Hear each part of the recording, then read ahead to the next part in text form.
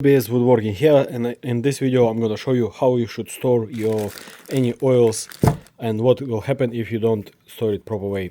So as you can see, it's ruby monocoat and it's a hardener, and I didn't store it well, and this is what's going to happen. It's dried, and same here. Hello, I had some oil before. Hello, oil, where are you? Come on, man. So to prevent this from happening, either use a bag like this, so there is no exposed moisture to get to the oil.